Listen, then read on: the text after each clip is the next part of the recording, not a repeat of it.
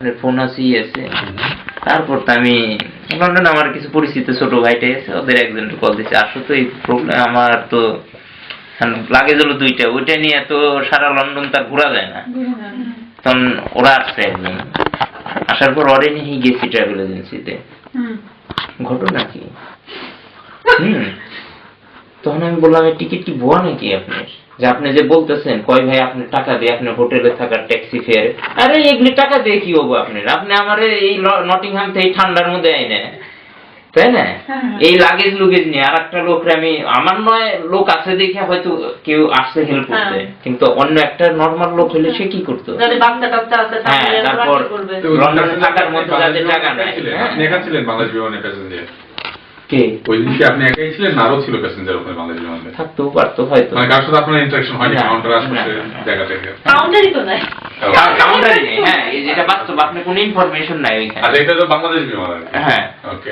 যে তারপর ওনারা, আমি বললাম তাহলে টিকিটটা চেঞ্জ করেন, এখানে লেখেন নতুন করে প্রিন্ট আউট দেন যে আজকের প্লেন নাই কালকের প্লেন, কারণ এটা যায় যে ওইখানে যাবো ওরা যে বলবে না টিকিট আপনার তো কালকে, গ্যারান্টিটা কি আমার না? তারপর ওখান থেকে প্রিন্ট আউট নিলাম, নিয়ে হ্যাঁ পরের দিন প্লেন আছে। ঠিক আছে, আমি কোনো বিদেশি নাই, একটা সিঙ্গেল বিদেশি নাই, আর আমি ছাড়া মানে অন্য সিলেট ছাড়া অন্য কোনো লোক নাই, এবং যারা সব ঢুকছে যারা ঢুকছে তারা আমি বুঝলাম না মাথায়, তারা খাবার নিয়ে ঢুকছে অন্তত, মানে বিরিয়ানি টিরিয়ানি। হ্যাঁ, কিভাবে সে চেঞ্জ করে ঢুকলো, কারণ খাবারও দেয় না ওরা আর কি, নাকি বিমানের মধ্যে? শুনেন না, তারপর প্লেনে উঠছি। উঠার পর বিশ্বাস যাবেন না ভাই, এখন বিমানবালারা সব মায়ের সমান বয়স।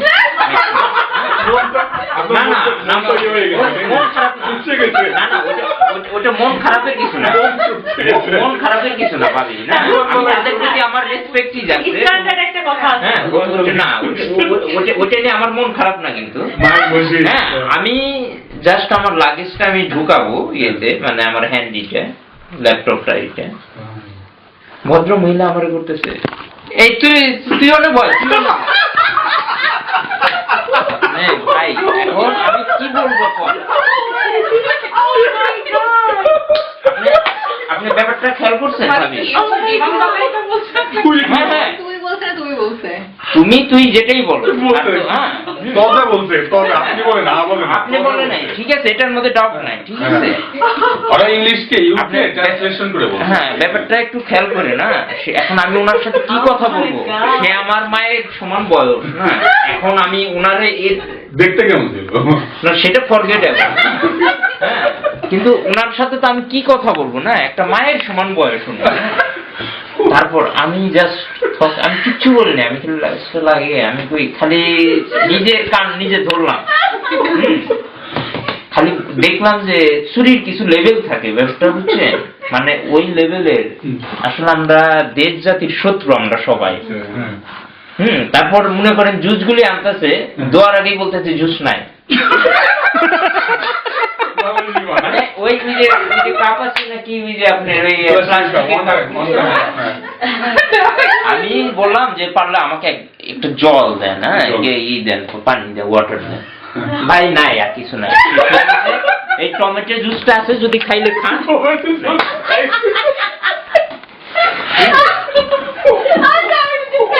তখন আমি বললাম আমার লাগবে না ভাই, সমস্যা নাই। আসার সময় ঘটনা কি আবার? আসার সময় শেষ করে বিরিয়ানিগুলো কিভাবে খাই, বিরিয়ানি কেমনে খেয়েছিস? বিরিয়ানি কিভাবে খেলেন? ওরা ওই যারা সিলেটের গুলো ওরা ওই ওদের খাবারগুলি খায় না, ওরা দেখলাম যে অনেকে বাসার থেকে রান্না করে নিয়ে আসছে। আগে থেকে ওই সিকিউরিটিটা কিভাবে মানে ওই খাবারগুলি, আমি এটাই মানে খালি মাথায় খেলো। হয় কি, এটা হয় হচ্ছে আপনার স্টিমার লঞ্চের, আমার নিজের প্রতি এত খারাপ লাগলো যে এই যে দেশটা যে কত সালের ঘটনা এটা? ডিসেম্বর। কত তারিখে গেছেন? ডিসেম্বরের কত তারিখে গেলেন এটা? আমার বাচ্চারা, আমার হাজবেন্ড ওয়েট করতেছে কবে চিত্ত আঙ্কেল আসবে, কি জানি 9 তারিখে 10 তারিখে। হ্যাঁ, 9 তারিখে 10 তারিখে। আচ্ছা, আসার ঘটনা কি সেম নাকি এটা ভালো হয়েছে? আসার ঘটনা অতটা খারাপ হয় নাই, তবে মানে সার্ভিস একই লেভেলের, হ্যাঁ। মানে সবই সিলেটের লোক, তবে হ্যাঁ ওই আসার সময় যেটা হয়েছে ওই বিমানমালা বুঝতে পারছে আমি অন্য টাইম বইটি করতেছিলাম, তো মানে আমি ছাড়া আর কেউ মনে করেন ওই বইটই আর পড়তেছিল না, কিংবা উনি হয়তো বুঝতে পারছে এই লোক হয়তো ভুল করে ঢুকছে, কিংবা শিক্ষিত লোক একটু, হ্যাঁ যে আমার একটা কম্বল চাইছিলাম, কম্বল লাইনে দিল, ই করলো, কিন্তু আলটিমেটলি ওই আসার সময় ওরা তো আর মা বসে ছিল না জঙ্গলদারা। ইসলাম ভাই। না, না, দেখতে কেমন ছিল? না না, ওটা একটা না আমার বইটা একটা প্রবলেম নাই, সে দেখতে কেমন কিংবা কি, না না, না, দেখার সাথে কিন্তু ইয়ে আছে, না না সার্ভিসের ব্যাপার আছে। না না আপনি ওইটা সুন্দর এরা রুট হইতে একটু ইয়ে কষ্ট হয় তাদের, বুঝলেন না? এটা আবার ফালতু কথা বলে ফেললেন। এটা আবার ওইটার কোনো না লজিক না আমি গত 2 বার গেছি বাংলাদেশ বিমানে। তবে চুরির কিছু লেভেল থাকে, আমি বলবো যে এটা আসলে কোনো লেভেল নাই। না বাংলাদেশ মানে তবে ডাইরেক্ট বলছিলাম, ফ্লাইটে আমি কেঁদে ফেলছিলাম লাস্ট টাইম যখন আমি আসি। আমার মনে আছে যে আমাদের ফ্লাইট ছিল হচ্ছে 9:30টার সময়, 9টা বা 9:30টায়। আমরা ফার্স্ট প্যাসেঞ্জার, আমি এদিকে যেহেতু আমরা ব্রিটিশ টাইম মেনলি 2 আওয়ার্স আগে রিপোর্টিং, সো আমরা জাস্ট 7 o'clock আমরা বাসে লেগেছি একটা ফার্স্ট প্যাসেঞ্জার কাউন্টারে। তখন কাউন্টার ভালো মতো বসে না, আমরা দাঁড়ায় আছি আসার পরে তখন আমাদের বললো যে আপনারা কনফার্ম করছিলেন টিকিট? করছে নাকি? না কনফার্ম করছেন টিকিট? আছে না, টিকিট তো কনফার্ম করি নাই, বিকজ আমি ইমরান কাছে টিকিট আমি জানি না কোথায় কনফার্ম করতে হয় বাংলাদেশে, গেছি মাত্র 5 সপ্তাহের জন্য, আমারও তো হিসাবও নাই।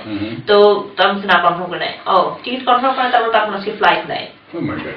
আচ্ছা আপনার টিকিট আজকে ফ্লাইট নাই মানে সেটা আপনি কনফার্ম করেন নাই, আপনারা কনফার্ম করবেন না, তো আপনারা ট্রাভেল করেন জানেন না, কনফার্ম না করে আপনার টিকিট সেল হয়ে গেছে, Oh my টিকিট God. আপনি কনফার্ম করেন নাই, কোনো সিট নাই এখন। চিন্তা করো ইত্তেদাকে আমি এখন কি করবো, আমার একদম মাথার মধ্যে বজ্রপাত হয়েছে। আমি ওকে, আমি ভাবছি এটা আমার ফটো, আমি সরি আই ডিডন্ট এটা নো। এখান থেকে না বাংলাদেশ? বাংলাদেশ থেকে আসার সময়। আচ্ছা। তো তারপরে এখান থেকে হিত্র থেকে এখানে মানে চেকিং এর কোনো সমস্যা করে না, বাংলাদেশ বিমানে। Okay. আর যেহেতু আমি একা গেছি আমি ডিডন্ট বদার, আর আমি খাইও না এরকম, ওইসব নিয়ে আমার মাথা ব্যথাও নাই। তো যেটা হলো পরে লাস্টলি যে পরে আমাকে ইমরানকে ফোন দিতে হলো, ইমরান ফোন দিয়ে আরেকজনটাকে ফোন দিয়ে দিল আচ্ছা মতো ধাড়ি দেওয়ার পরে সবার লাস্ট প্যাসেঞ্জার আমাকে ইত্তেদাকে ঢুকাইলো। না না আমি একটা কথাই বলবো, মানে আমরা দেশ জাতি হিসেবে মানে এই জিনিসগুলি মানে আপনি কোনটায় আসছেন? দেখ ওইটা যারা বাংলাদেশ বিমানে একবার যারা উঠে দেবো আমি আর জীবন উঠবো না, ওইটা একটা মানে ওই দেশপ্রেম দেখাইতে যে মানে আমি যে মানে মানুষের কিছু চুরির কিছু লেভেল থাকে, ওটা মানে কোন ক্যাটাগরিতে ফেলতে পারবেন না সার্ভিসের, মানে ওই ওরা যে খারাপ ব্যবহার করে সিলেটি প্যাসেঞ্জার গুলোর সাথে, মানুষগুলো গণ্য করে না। মানে মনে করা উচিত যে ওরা যদি ওই বিমানে না উঠতো, ওদের বিমানে সার্ভিসই এখন কি হচ্ছে জানেন না ঘটনা? এখন দেখতেছিলাম পেপারে কিছু আমি পড়ি নাই ভালো। খুবই বাজে অবস্থা এখন। আপনার টিকিটও ভালোভাবে সেল হচ্ছে না, দাম বেশি এবং খুবই অজবর। আমি সেদিন অনলাইনে দেখছি 750 pound. Oh my God. Return. Etihad এগুলিও বাট ইতিহাদ, এমিরেটস, তারপরে যে সৌদিয়া, কাতার, অনেক ভালো। জেট এয়ারওয়েজ, এগুলো এই কটা সার্ভিস বেস্ট সার্ভিস এখন। আর আপনার সোনার বাংলার সার্ভিসটা ওই টাইপেরই আর কি, ওই গল্প।